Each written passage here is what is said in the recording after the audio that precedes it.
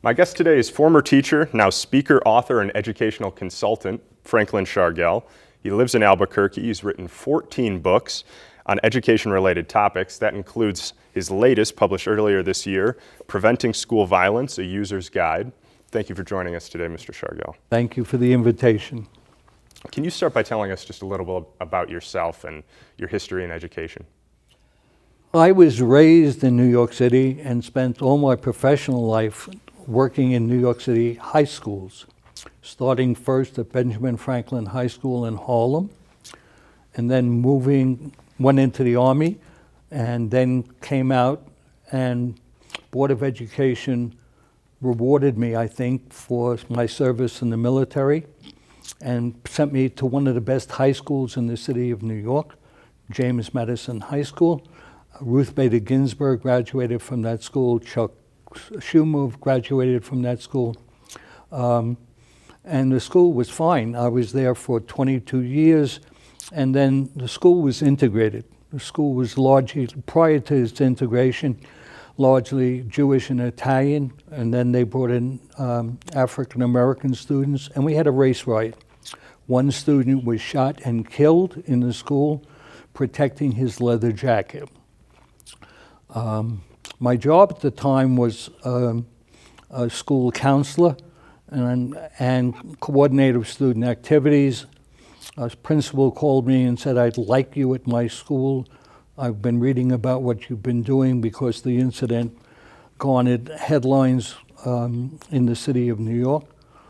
And I said, "I'll transfer, but what I would like to do, I would like to be an assistant principal. I would like to talk to teachers, but as an administrator." So I transferred to George Westinghouse Career and Technical High School, and a student was shot and paralyzed by an intruder, even though we had a metal detector at the front door and school safety officers, school resource officers in the school. While at Westinghouse, I developed 15 strategies which would stop children from dropping out of school.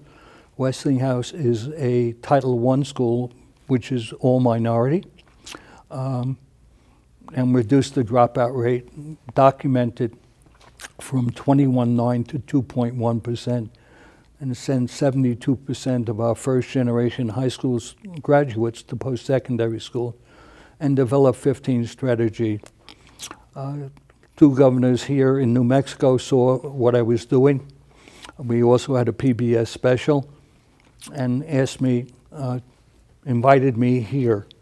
And so I've been here for 23 years, almost 23 years. Sure. So obviously with those two horrible stories, you do have some history, firsthand history with school violence. Yes. And how disheartening now is it to see that it's persisted for this long, and is that why you decided to write this book now? The answer is yes. I am extremely distraught about this whole incident in Texas. We've been here before. Unfortunately, my belief is we will be here again. That book took 3 years of my life. The research came from FBI, Secret Service, National Threat Assessment Agency, National Institutes of Health, and Centers for Disease Control and Prevention, as well as my personal experience. The book starts after the incident at Westinghouse, where the student was paralyzed. A young lady was interviewed, and she said, "I study in my bathtub at night because it's the only place in my house that's bulletproof." We do not understand the challenges children face in their desire to get an education, and we have to deal with that. Absolutely. And you said that you have that research from the FBI and these other agencies. Right.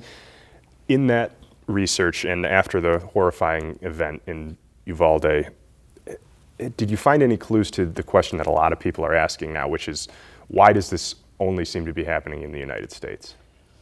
First of all, it's the availability of weapons. We have more weapons in the United States than we have people. And And that's an estimate from the FBI and Secret Service and National Threat Assessment. So we really don't have an exact count. And it's not spread evenly across the United States. The average gun owner owns 8 guns. And we just have too many guns in the country, and we also have far more weapons of war. The AR-15 is a weapon of war. It doesn't send out a bullet that's in the movies. It tumbles. It's a high velocity, and we're selling clips with 15 or 30 rounds of ammunition. So within seconds, those bullets are spit out and tumble and rip bodies apart. And so I can imagine the horror of these parents having to bring, in Texas, having to bring DNA because their children have been shredded. Horrifying. And, you know, we've heard some rhetoric from both sides, politically speaking, and from pro-gun activists and conservative factions, it's kind of the same stuff, like mitigation solutions, kind of. Like arming teachers, that's one that's been thrown around. On social media, we've seen ideas like giving kids Kevlar backpacks. Are these reactionary steps a viable solution? Absolutely not. First of all, the average educator went into education because they love children. And 70 to 80% are female. I would not want an elementary school teacher in a classroom with 9 and 10-year-olds to have a weapon to be used. Second, arming teachers, when I got my driver's license, I had to take a driver's test. The killer in Texas simply walked into a store and purchased a weapon of war. And that's an insanity. You can't get a driver's license unless you take the test. When I went into the military, I had to take 8 weeks of training, learning how to fire a weapon and qualify for that weapon. That's not a requirement now. We need to start putting some restrictions, especially on weapons of war, so that somebody can't walk into a store and say, I would like a weapon, I've just turned 18, and have to wait until he's 21 in order to drive a car. I mean, there's just an insanity. And, you know, something we've heard for years now in mass shootings, regardless of whether or not a school's been involved, is the good guy with a gun solves all mentality or theory. Does your research support that is valid? No, I think we're getting distorted evidence. First of all, we're preparing students for the wrong kind of an intruder, with the exception of Sandy Hook, where another elementary school was involved in Connecticut. The students, most of the incidents are caused by people who are former students in the school, or students in other schools. They're not intruders. So we're not preparing the schools to deal with the realities of the situation, but the realities that we would like to. We are also spending a large sum of money. I've read various figures that it's in the billions of dollars across the United States to prepare schools for armament, putting in metal detectors and putting in, and metal detectors in schools don't work. There are too many entrances and exits. They're unlike airports or even supermarkets where there's basically 1 or 2 entrances. If you're in a high school that has 1,800 or 3,500 students, you have to have multiple exits, and they have to be open. You cannot have them locked. You do have, power, but you can't have school, because if there's a fire, God forbid, those students will not get out. Also, part of what the book recommends is we should stop anyone who comes into a school with bulletproof book bags. That makes no sense at all. In fact, book bags should be made out of clear plastic. So if anyone is bringing a weapon into a school, whether it be a gun or a knife or a bayonet or whatever, it would be more visible. We're never going to stop all people, basically crazy people, from coming into school with weapons, but we can cut down on it if we get ahead of the curve and prevent it instead of dealing with the dramatization after it takes place. You know, in New Mexico, we've dealt with the horrifying reality of a school shooting recently. A 13-year-old was shot and killed a classmate at lunch at Washington Middle School last year. In response, Democrats in the State House introduced legislation that would strengthen consequences for adults who fail to keep guns out of the hands of minors. Is that a necessary step? That's on the right path, but we need to identify, as the book does, several steps before an event takes place. We need to provide enough mental health for youngsters. We have school safety officers, and they're a vital necessity, especially in today's world, especially in the United States. But we also need mental health. We do not have an adequate number of school counselors. We do not have an adequate number of school psychologists. We have school nurses who travel from school to school. The average caseload of school counselors in the United States is one counselor to 450 students. That's providing crash counseling. There is not a sufficient number, and we're losing teachers. And this incident in Vivaldi is simply going to make it worse. I've spoken to teachers here in Albuquerque who are saying they're not going to go back. They are starting to submit their own papers for retirement leave. The Education Week reported that 1 out of every 5 school superintendents will be retiring in the next 2 years. That's school leadership. That is providing a vision. We do not have an adequate number of substitute teachers. We're asking teachers, in addition to teaching their caseload and developing lesson plans, to teach additional classes. Where we do not have an adequate number of special ed teachers, and we can't find special ed teachers who have got to have specialized training. The future of America is in its classrooms. And I believe that chambers of commerce and politicians need to recognize that, because the first question people ask when they move into a new community is, how are your schools? Now they're going to be asking, how safe are your schools? Yeah, understood. And, you know, the New Mexico governor, she recently enacted in the legislature also the pay raises for teachers, hoping that that would encourage more people to join the workforce. Is that, obviously that's a step in the right direction for keeping and retaining, but what else needs to change as far as our mentality of protecting our educators and valuing our educators? First of all, it was a good first step on the part of our governor, but the reality is the governor, in order to get an adequate number of people in classrooms, warm body in classrooms, had to recruit the National Guard to go into classrooms and serve as teachers without adequate training. So yes, raising the salary of educators is a vital part of that process, but we still have school aides in our schools who are making less money today than if they worked at Walmart or if they drove a truck. Now, trucks are also a vital necessity in our economy, especially with the situation we're now facing with COVID. But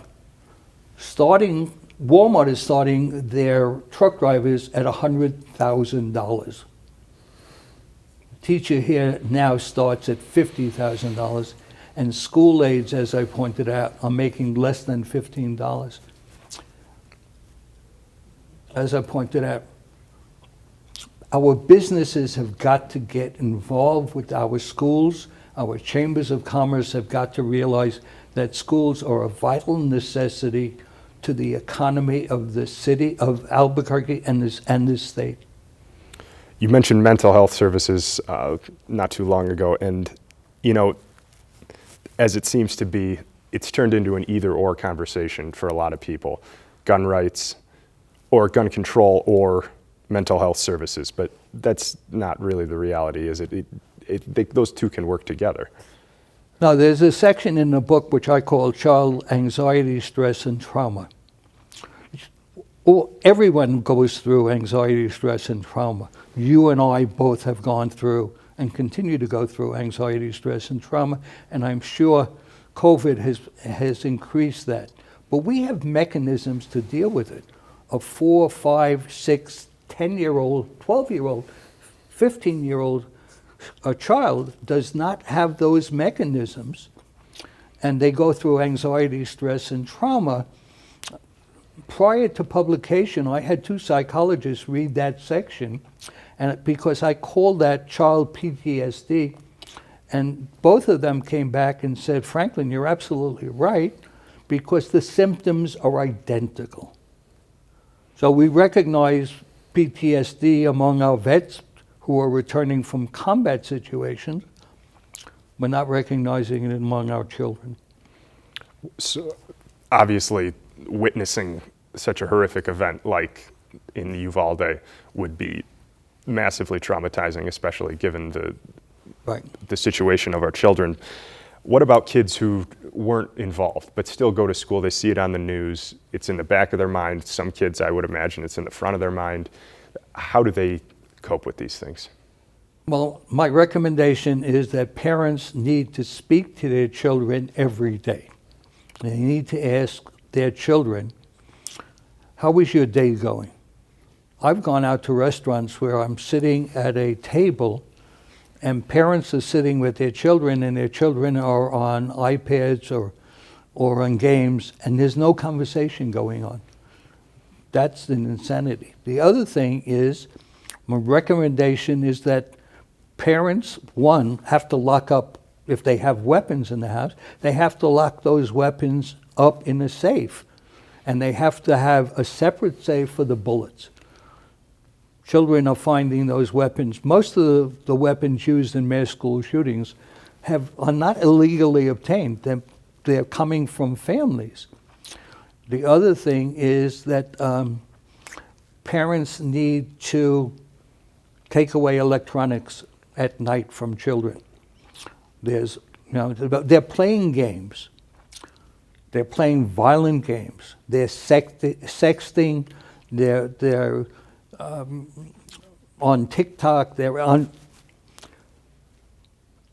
Children need to either sleep or read. Should not get involved in electronic games or watching television at night. And that has to be a parent responsibility. And parents have spoken to me and say, it's like taking away their right hand. Yes, but you need to do that. And my question then comes, well, who's paying for the phone? You or they are? It's not their phone, it's your phone. And parents need to bear some of the responsibility for what's taking place in the houses. We cannot shift all of that responsibility to the educational community and the law enforcement community. You mentioned earlier the proposals or suggestions to tighten security at schools. Some places have done it. We've seen online people saying, make it like airports, and what would that do to a kid's psyche, to go to a place that's so sterilized and highly secure where you what would that do? Well, first of all, a number of these children in Vivaldi who have survived don't want to go back into the school because the trauma is so severe. And I've just heard a report that they're talking about ripping down that school because of the horrible memories that it brings. But if we had a single entrance into a school with a metal detector, you're having 1,800 to 3,500 children arriving at one time. It's not like an airport where it's scattered. I'm on travel next week. I have got to get there 2 hours before. Imagine how, a child arriving at school at 8 o'clock in the morning class or a 7 o'clock in the morning class having to arrive 2 hours early, and parents having to get them up early. It's not going to happen in real effects. The other thing is metal detector. You have to have more than one metal detector at that school. You cannot have a single metal detector, or the line into the school would just be horrendously long. Shortly after the Uvalde shooting, Governor Michelle Lujan Grisham released a statement calling for stricter gun control measures. New Mexico's GOP chairman put out a statement saying gun control is not the answer. They're predictable responses given their party affiliations, regardless of whether or not they sincerely feel that this is the right way to move forward. The general public does kind of see them as political responses. How do we take politics out of this discussion? Is it possible at this point? It's possible to do it, I believe, on a state level rather than on a federal level. This would leave a patchwork, unfortunately, that each state would have its own requirements and own regulations. But governors who are proactive, as our governor is, and gets ahead of the curve and preventing this rather than simply, and I don't want to get into the political situation, when this incident took place, a number of politicians said we need to share thoughts and prayers. Thoughts and prayers are not going to stop bullets. Thoughts and prayers don't work. Not in situations that are like this. My son sent me a list of school incidents that runs 6 pages single space. And we can go back to Virginia Tech, and we can go back to West Paducah, Kentucky, and I mean, the list continues to grow. And my belief is, and I hope I am wrong, I sincerely hope I'm wrong, that we are literally the Titanic heading toward that iceberg. We have not reached it yet. One of the fortunate things is that, and that's an oxymoron, that has happened with Uvalde, is it has happened at the end of the school year, and students don't have the ability to go into a school and shoot it up. But I don't know what is in the minds of these sick people for next year.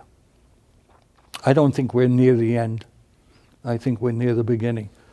In Sweden, which does not have the gun mentality we have here, 2 teachers were stabbed to death by students. So it's spreading, not as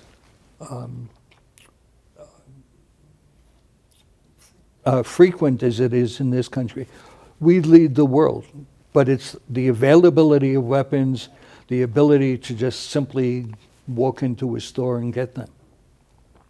So for New Mexico moving forward, you said by state level would be the best bet to keep politics out of this.